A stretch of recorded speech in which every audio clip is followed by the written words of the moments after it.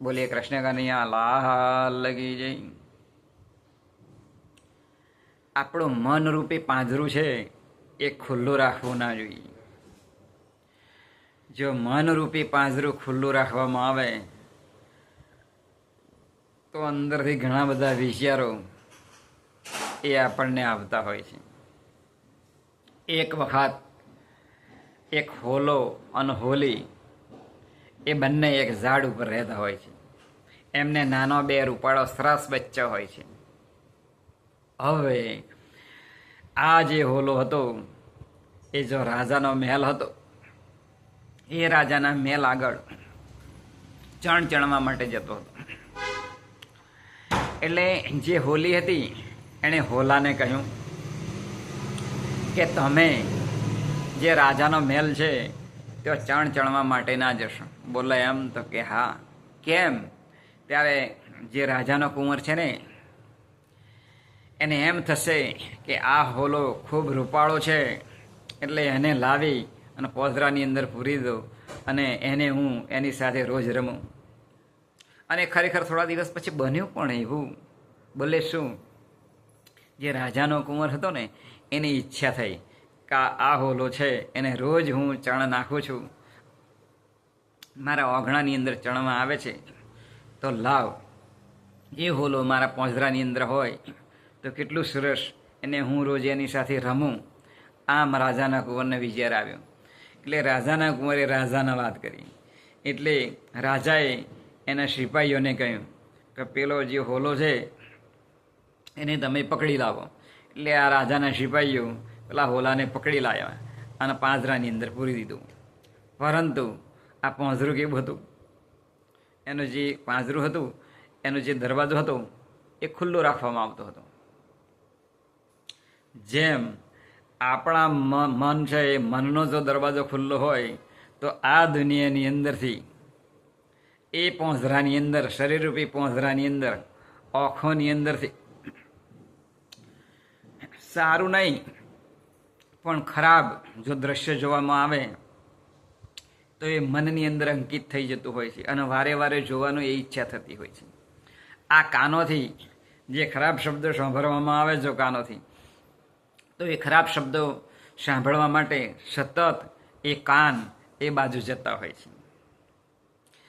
ચામડી છે સ્પર્શ, એનાથી જો સારામાં સારી મુલાયમ વસ્તુ જો સ્પર્શ કરવામાં આવે તો વારંવાર એ સ્પર્શ કરવા માટેનું એ ચામડીને થતું હોય છે.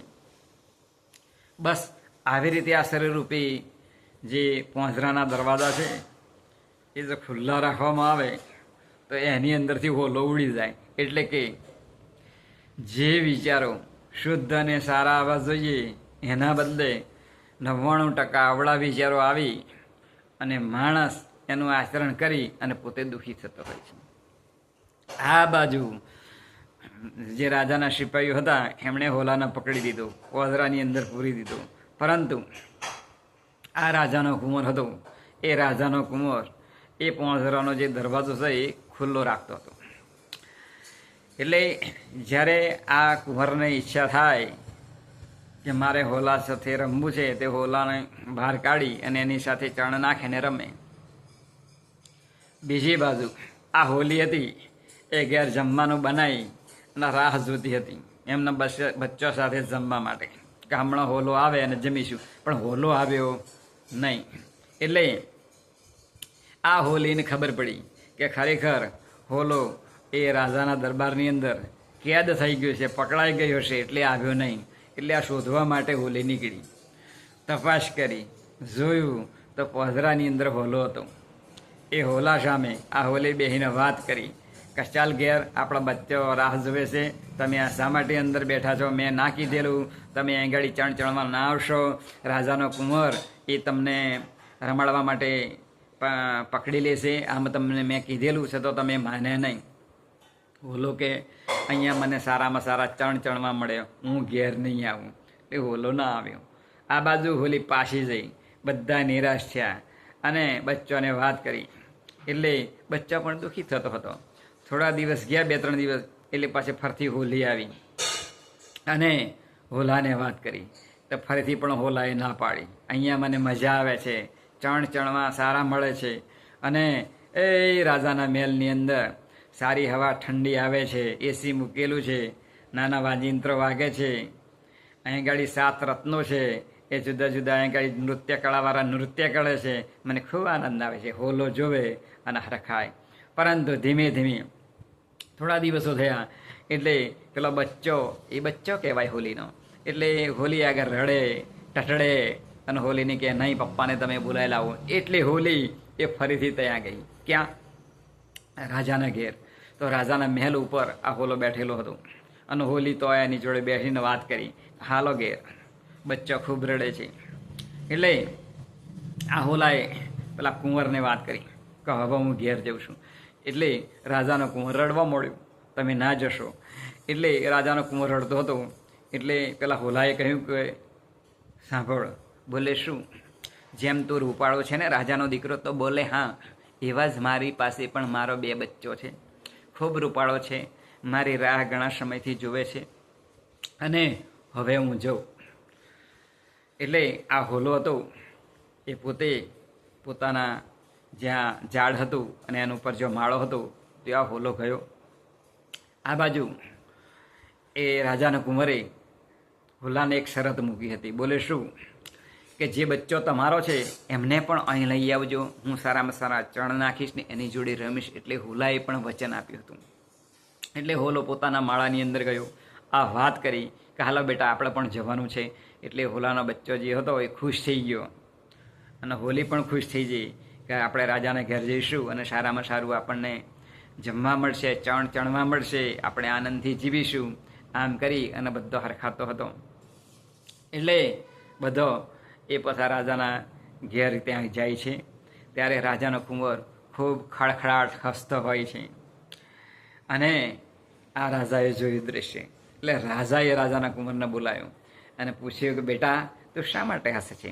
તાણે એમણે રાજાના કુંવરે કહ્યું કે પિતાશ્રી, મારી એક ભૂલ થઈ અને ભૂલને કારણે આ હોલો એ એના ઘેર જતો રહ્યો હતો, પરંતુ મેં એમને પાછા બોલાવ્યા છે. એટલે રાજાએ પૂછ્યું રાજાના કુંવરને કે બેટા શું ભૂલ થઈ?